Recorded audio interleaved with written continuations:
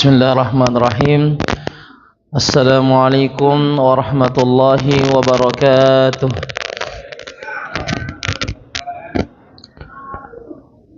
Alhamdulillahilladzi ja'ala syahra ramadhana sayyidash syuhur wa dha'afa fihi alhasanati wal ujur.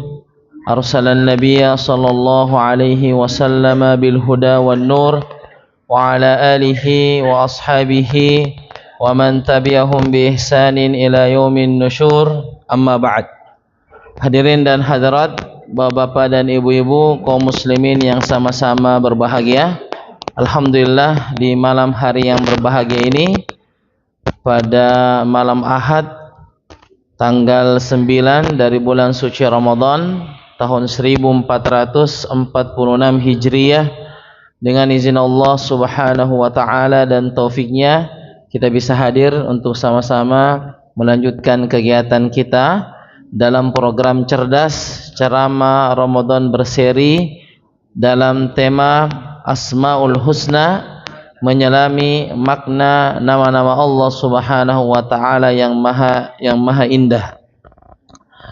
Jamaah sekalian yang sama-sama berbahagia, di antara adab dalam bermajelis ilmu itu mendekati majelis ilmu, ya, mendekat dan merapat kepada majelis ilmu, ya.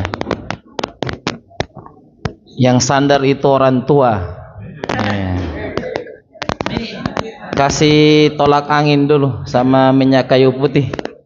Tolong jamaah kasih dulu minyak kayu putih, ya, ya. Kasih minyak kayu putih dulu, ya. Silakan mendekat ke majelis ilmu, ya. Semakin mendekat semakin afdol. Jangan ada yang kosong, ya.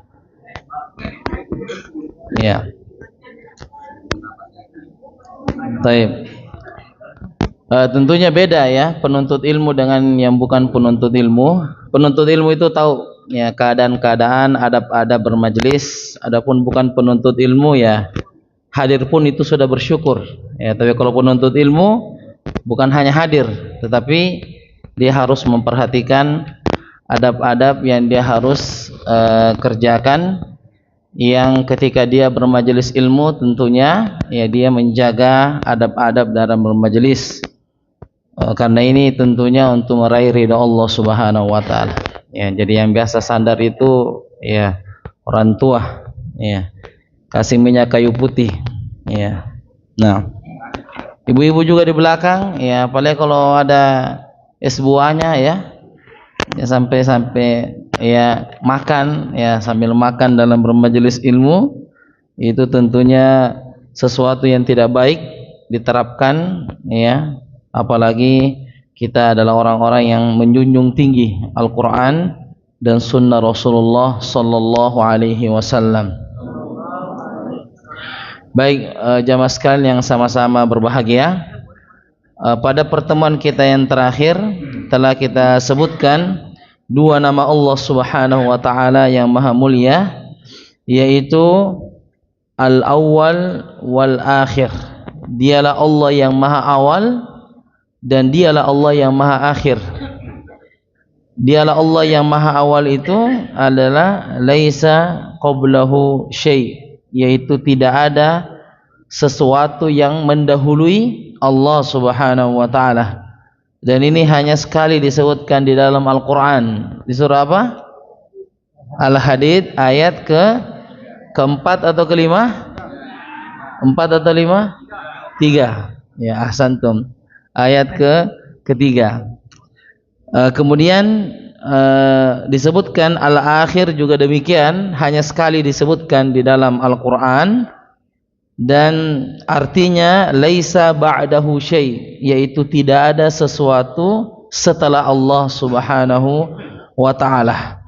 Kalau kita memperhatikan dua nama Allah ini, maka kita menarik kesimpulan bahwa Allah Subhanahu wa ta'ala itu selalu kita mengingatnya, baik di awal maupun di akhir, di awal kegiatan atau selesainya kegiatan, di awal belajar sampai selesainya belajar.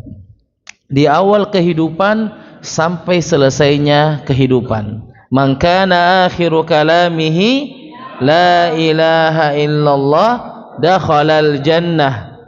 Barang siapa yang akhir ucapannya adalah la ilaha illallah, maka dia akan masuk surga. Hadis riwayat Abu Daud, ya, hadis riwayat Abu Daud. Baik. Jamaah sekalian yang sama-sama berbahagia, sebelum kita melanjutkan Asmaul Husna, maka kita memurojaah apa yang sudah kita sampaikan dari nama-nama Allah yang sudah kita pelajari. Ya. Yang pertama, Allah. Dua, tiga, empat, lima, Ar-Rahim, penyayang. Yang keenam, Al-Wahid, yang Maha Esa. 7, yang Maha Esa. 8, As-Samad, tempat bergantung. 9, Al-Hayyu, yang Maha Hidup. 10, Al-Qayyum, yang Maha berdiri sendiri. Ahsantum. 11, Al-Awwal, yang Maha Awal. Yang kedua, 12, Al-Akhir, yang Maha akhir. Taib. Jadi ini 12 ya nama-nama Allah Subhanahu wa taala yang sudah kita pelajari. Insyaallah di akhir majelis sebagaimana telah kita sampaikan tadi subuh, kita akan satu orang yang tadabbur tentang terjemahan atau ayat apa yang berkesan yang dibaca hari ini, yaitu seputar juz berapa hari ini? Juz 8. Satu ayat saja. Sebutkan satu ayat dan tadabburi apa yang kita baca dari ayat tersebut. Ya, jadi silakan dipersiapkan ya satu ayat untuk kita tadabburi sesuai dengan tadabbur yang kita pahami. Baik. Jamaah sekalian yang sama-sama berbahagia, materi berikutnya di sini disebutkan adalah nama Allah yang maha mulia, namanya Az-Zahir. Ya, Az-Zahir. Az-Zahir. Az-Zahir yang artinya yang maha tinggi. Ya, yang maha tinggi. Ya. Bisa juga bermakna al-zahir, yaitu sesuatu yang nampak, sesuatu yang kelihatan. Zahirnya begini, maksudnya kelihatannya begini. Zahirnya begitu, berarti kelihatannya seperti itu. Dan bisa juga diartikan maha mengalahkan. Al-zahir yaitu maha mengalahkan. Ya. Al-zahir ini hanya sekali disebutkan di dalam Al-Quran. Di surah apa? Al-Hadid ayat yang ketiga. Ya, sama disebutkan di surah Al-Hadid ayat ketiga. Huwal awwalu wal akhiru wal zahiru wal batinu. Jadi ini 4 nama Allah disebutkan hanya sekali di dalam apa? Al-Quran, surah Al-Hadid ayat ketiga. Apa makna zahir tadi? Wa anta zahiru falaysa fawqa syai'. Zahir artinya Allah yang maha tinggi dan tidak ada yang di atas Allah Subhanahu wa taala. Itu artinya. Jadi Allah yang maha tinggi dan tidak ada yang lebih tinggi dari Allah Subhanahu wa taala. Jadi kalau ada pertanyaan, siapa yang lebih tinggi dari Allah? Apa yang ada di atas Allah? Jawabannya tidak ada. Karena Allah lah yang maha tinggi. Tidak ada yang lebih tinggi dari Allah Subhanahu wa taala. Posisi Allah itu tinggi dan tidak ada yang ada di atas Allah Subhanahu wa taala. Wa laisa fawqaka syai'. Mana falaisa fawqaka syai'? Mana walaisa? Dan bukan fawqa. Apa artinya fawq? Di atas. Syai', tidak ada sesuatu yang di atas apa? Allah Subhanahu wa taala. Ya, tidak ada yang di atas Allah Subhanahu wa taala. Kemudian yang kedua adalah al-batin. Al-batin juga hanya sekali disebutkan di dalam Al-Quran. Surah apa tadi? Al-Hadid ayat ketiga. Huwal awwalu wal akhiru wal zahiru wal batin. Huwal awwalu ini al-qamariyah atau syamsiyah? Al-qamariyah. Wal akhiru al-qamariyah. Al-zahiru Az-zahiru apa? Asy-syamsiyah. Al-batinu Al-qamariyah. Jadi 4 nama Allah Subhanahu wa taala. Dan makna daripada al-batinu wa antal batinu falaysa dunaka syai'. Engkau adalah yang maha dekat. Engkau adalah yang maha dekat dan tidak ada yang lebih dekat daripada Allah Subhanahu wa taala. yakni qarib. Apa artinya qarib? Dekat. Allah itu qarib atau ba'id? Qarib atau ba'id? Qarib. Allah itu maha qarib. Allah itu maha dekat. Dan tidak ada yang lebih dekat dari Allah Subhanahu wa taala. Yang mana yang lebih dekat? Ya, dari kita. Iya, nafas kita sendiri atau Allah? Yang mana lebih dekat? Nafas kita sendiri atau Allah? Allah Subhanahu wa taala lebih dekat daripada nafas kita sendiri. Allah itu sangat dekat kepada hambanya. Wa idza sa'alaka ibadi anni fa inni apa? Qarib atau ba'id di situ di Quran? Qarib. Ya, jika hambaku bertanya tentang saya, maka jawablah fa inni qarib. Saya itu sesungguhnya saya dekat. Ujibu da'watad da'i idza da'an. Saya akan menjawab seluruh pertanyaan hambaku, permohonan hambaku. Falyastajibu li wal yu'minu bi la'allahum yarshudun. Maka berimanlah kepadaku, taatlah kepadaku, mudah-mudahan engkau termasuk orang yang diberi petunjuk. Ya. Jadi ini makna daripada al-batin. Jadi al-zahir adalah Allah, tidak ada yang di atas Allah Subhanahu wa taala. Maka bagi manusia yang merasa dirinya tinggi, merasa dirinya sombong, ketahuilah Allah Subhanahu wa taala di atas segala-galanya. Dan yang selalu mengira Allah itu jauh, belum ada jawaban dari Allah, belum ada solusi dari Allah, ketahuilah kita punya Tuhan yang maha batin. Apa itu batin? Dekat, ya, batin. Kalau kita mengatakan apa kata batinmu? Kalau kita bahasakan ke bahasa Indonesia, apa itu batin? Hati. Bagaimana batinmu? Bagaimana perasaanmu? Batin. Yang mana lebih dekat? Hati kita atau Allah Subhanahu wa taala? Allah Subhanahu wa taala lebih dekat daripada batin kita. Dan itu kita harus yakini dalam hati bahwa Allah itu maha tinggi dan Allah itu maha dekat. Untuk itu segala persoalan kita harus merujuk kepada Allah Subhanahu wa taala. Dan Asmaul Husna ini bisa sukses, cerdas ini bisa sukses, ya. Harusnya cerdas, bukan kebalikan dari cerdas. Tidak cerdas, kalau bahasa Perancisnya itu oon, ya.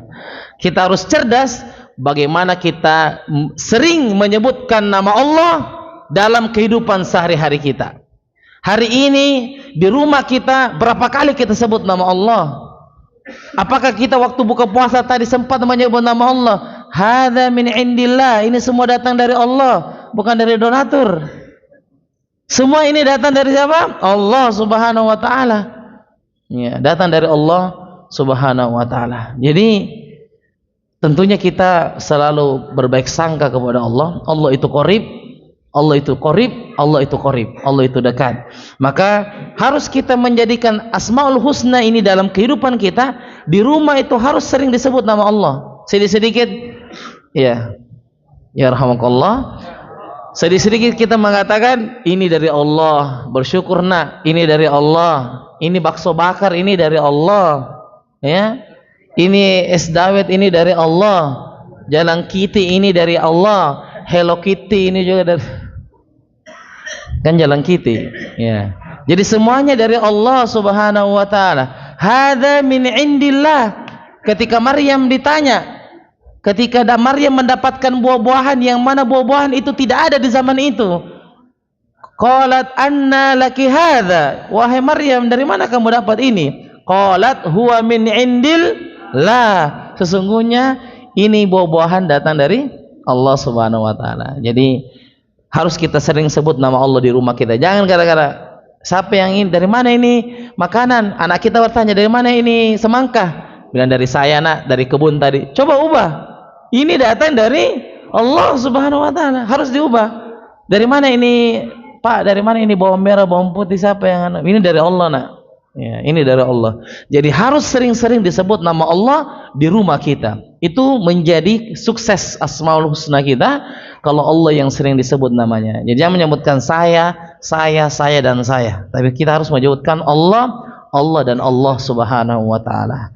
Baik, saya kira seperti itu kesimpulan daripada nama Al-Zahir dan nama Al-Batin. Baik, satu peserta cerdas bisa menyebutkan tadabbur yang dibaca hari ini ya, juz 8. Juz 8 itu surah apa? Al-An'am.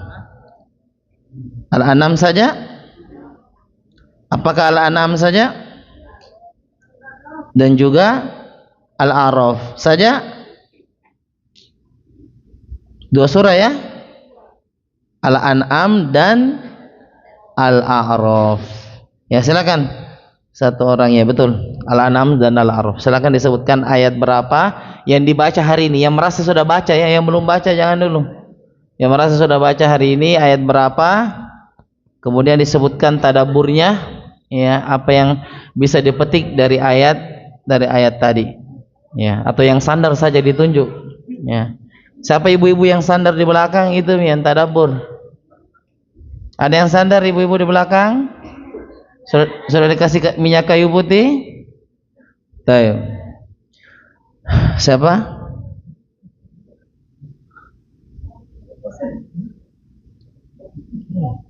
Oh, belum dibaca.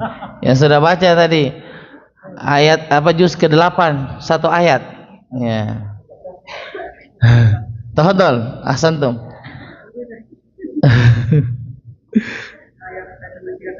Surah apa ini? Surah Al-An'am ayat 100. Ya, silakan dibuka surah Al-An'am ayat 131. Silakan dibaca langsung terjemahannya.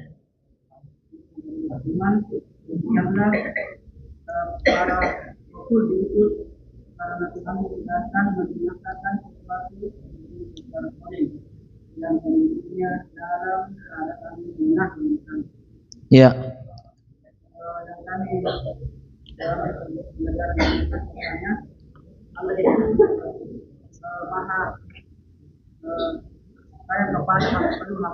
Ya.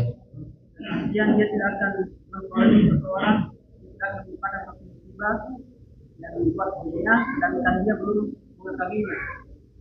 Dan juga yang akan diberikan secara umpamanya juga bantahan bagi orang-orang anak muda zaman sekarang yang belum mendirikan sholat. Makanya itu biasa kami belum mengetahui sholat itu apa. Sedang Nabi itu sudah diutus 1.900 tahun yang lalu. Makanya ini dikatakan tidak akan dikulini dan itu belum diturunkan. Jadi setelah diturunkan itu sudah tertutup pintu untuk dia untuk beralasan dia tidak tahu. Dan sekarang itu banyak kajian-kajian yang bisa dia. Baik, ahsantum. Surah Al-An'am ayat ke-131. Ya, surah Al-An'am ayat 131 di mana Allah Subhanahu wa taala berfirman di ayat ini, "Dzalika allam yakun rabbuka muhlikal qura bidzulmin wa ahluha ghafilun." Apa artinya? Demikianlah para rasul diutus, Allah tidak akan membinasakan suatu negeri